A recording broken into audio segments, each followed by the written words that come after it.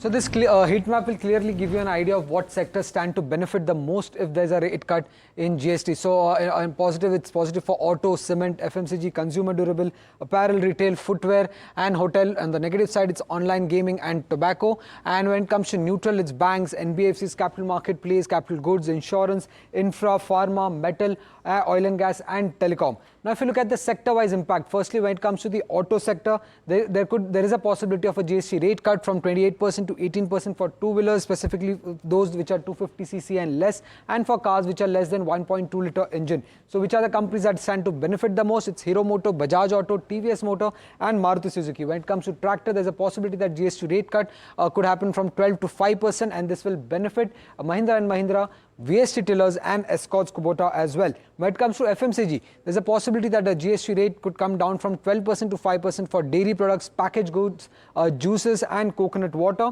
The 18% category for personal care products, soaps, hair oil, deodorants and toothpaste is largely expected to be unchanged. So which are the companies that stand to benefit the most here? It's Britannia, Heritage Foods, Dodla Dairy, Nestle, Parag Milk, Tata Consumer, HUL, Dabur, Bikaji and Gopal Snacks. When it comes to the cement sector, the entire sector could benefit if there's a GST rate cut from 28% to 18%. This could reduce the cement prices by around 30 to 40 rupees per bag. Now, generally, it's a pass-through, and we have seen that the cement demand is inelastic to GST rate changes. But this price cut, this lower GST rate cut could give companies more headroom to take price hikes going forward. So, beneficial for all the cement companies like Ambuja, ACC, Ultratech, JK Cement. Apart from that, is the consumer durable sector that stands to benefit the most if a GST rate cut is happening from 28% to 18%, and this will most likely happen for ACs, TVs which are more than 32 inches and for dishwashers, and this will benefit the most to Voltas, Blue Star, Havells, Amber Enterprises, PG Electroplast and Dixon Tech as well.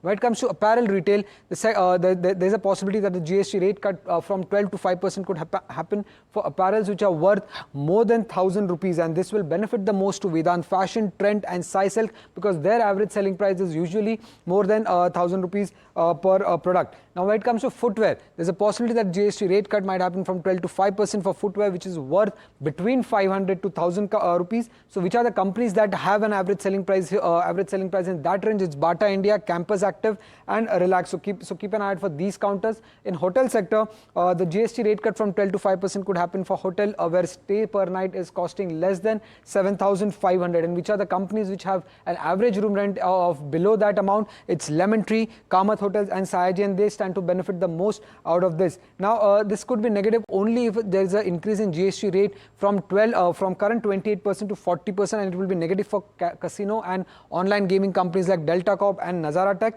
Apart from that, ITC, Godfrey Phillips and Waste Industries also remain in focus if there's a GST rate hike from 28% to 40%. So keep an eye out for these companies as well. When it comes to the neutral category, banks, NBFCs, capital marketplace, insurance, asset management companies would not benefit directly, but a second-hand benefit would come in, or an indirect benefit would come in for them because this will lead to more lending, more consumption in the market and more savings as well, which could benefit the insurance and AMC companies as well. When it comes to capital goods, the 18% rate is generally for most of the goods, and price elasticity is also low, so largely no impact for capital goods company. For infra and utilities, if you look at electricity is not under GST and tax cost is usually passed through, so again no impact for infra and utility companies as well.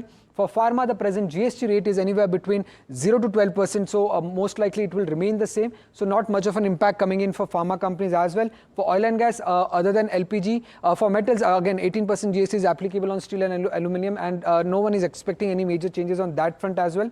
For oil and gas, only LPG is under GST, that to at a rate of 5%. Again, no impact. All of the products are not under the ambit of GST. And lastly, when it comes to telecom, the current rate of GST is 18%. This is expected to remain largely unchanged. But if at all there's a cut, telecom companies would benefit and there won't be a pass-through because in prepaid, it's the telecom companies that are paying the GST and not the consumers.